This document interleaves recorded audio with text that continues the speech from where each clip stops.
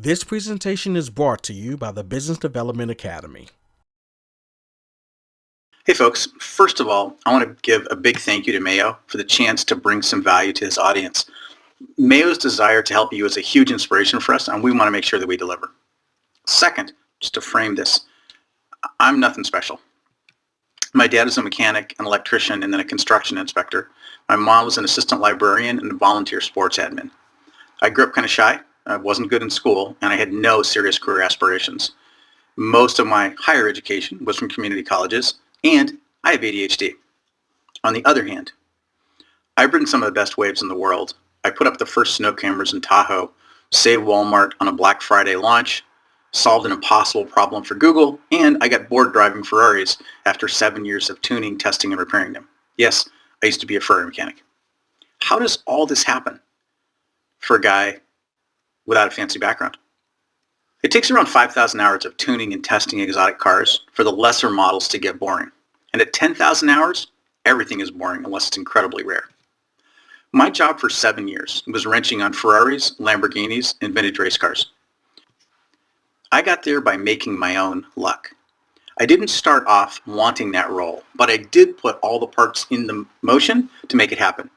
First, in community college, I got an AA degree at their auto mechanic trade school, and we worked on all kinds of different cars.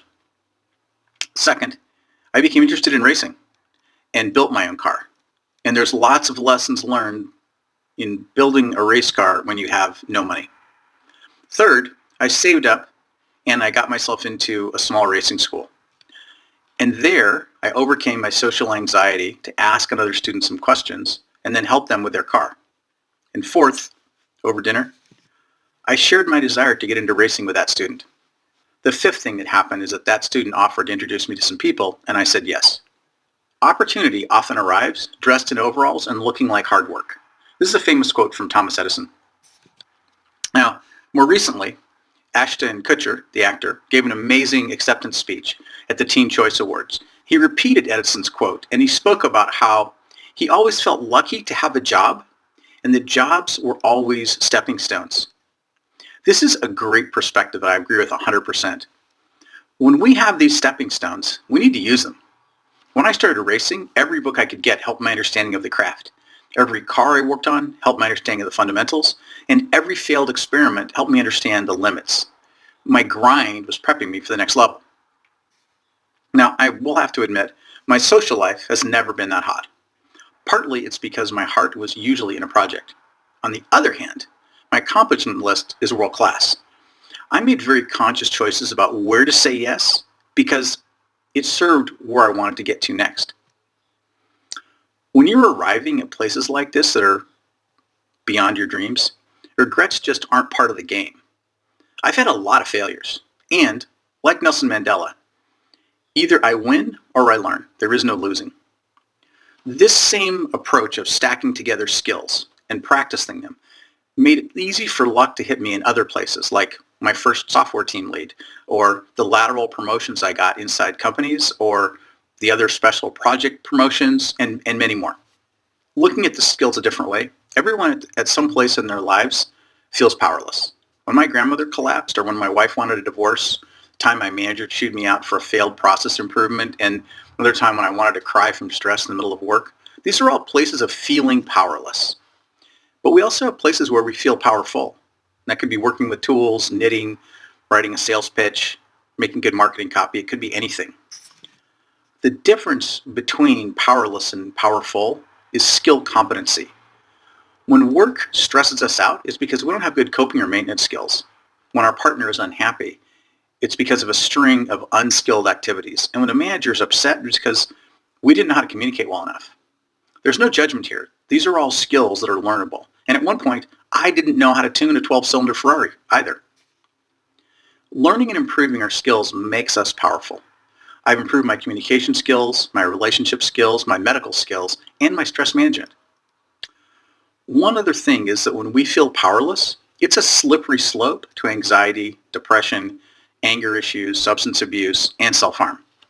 When we have skills to achieve our dreams, we don't slide down this risky slope. Now, Mayo asked me in the podcast about ROI, and I was stumped for a few minutes. I've been engaged in this work for so long that asking me about ROI is kind of like asking me the ROI of breathing. For me, the ROI is everything. And I understand this may not be enough, so I'll lay out some of the wins I've had because of what I learned in practice over the years. The first thing is confidence. Would you like to feel relaxed and confident everywhere?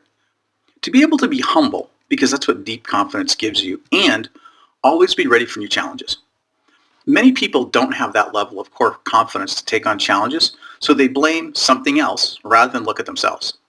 People who are truly confident just jump into the responsibility.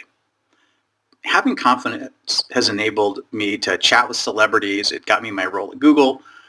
It's gotten me through wilderness adventures, through pitching investors, and really it's helped me to surpass every dream I've ever had as a teenager. Oh, you want a dollar amount?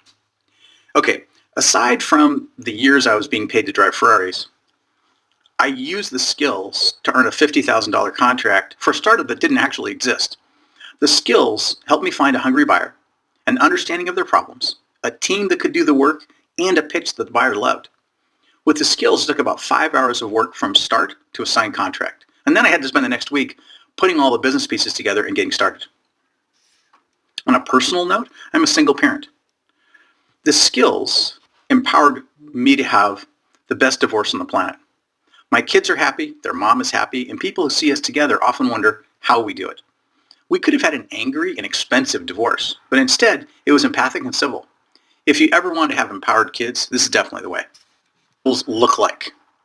Well, the answer is it depends on the context. Football, baseball, basketball, and soccer all use balls, but the context and how we use them is radically different. As an example, in our programs, we spend a lot more time on leadership in a career-focused context than we do in a program for anxious teens. Having said that, all programs include how to manage ourselves. The foundation for everything is how well we can take care of ourselves, our stress management, and our energy. This includes managing our health and how it impacts our brain chemistry, where and how to acquire new skills, and when we should explore the beliefs of successful people instead of what our friends are telling us. All programs include interpersonal skills. Relationships happen in all facets of life, and the better we can operate in them, the further we can go. Listening, interpretation, persuasion, and adaptability are all great interpersonal skills. Leveraging curiosity, empathy, and persistence have consistently helped me achieve where others couldn't. In the career program, we also include interviewing, presenting, and handling objections. What turns a problem from impossible to possible? Well, that's actually an exercise in critical thinking. You have to find out what the leaders are doing, not the mainstream crowd. This is about exploring strategies that your friends have probably never heard of. Frequently in this context, we talk about looking for outlier data, which is things that are on the edge of the bell curve. And again, the how changes depending on the specific context or product that we're talking about. As we said, these skills can be used in a wide variety of contexts. We think of those contexts as product wrappers, and we've got a few different ways that we help people. The first, which I've been mostly focused on in this video, is career freedom, how to earn promotion, lead teams, and move across industries with ease. If you're an entrepreneur or a leader, this is really the best tool set for your success. We do a program on parental communication and how to evolve the way that we communicate with our kids as they get older, because we need to. We also have a program to help teens that are struggling with anxiety. Our founder spent 5 years in clinical programs helping teens and young adults to regain control of their lives. These young patients, though, were just the tip of the iceberg. Results as high as 85% are showing teens suffering with anxiety, but not yet at clinical levels. Early intervention and learning skills for their lifetimes will help them get a new handle on life. We also have programs for in-school professionals who are some of the hardest working people around and who are focused on success for their students. A program led by our founder, Barbara, will help them see the possibilities for improving the students' lives and modeling great behavior for mental health across the campus.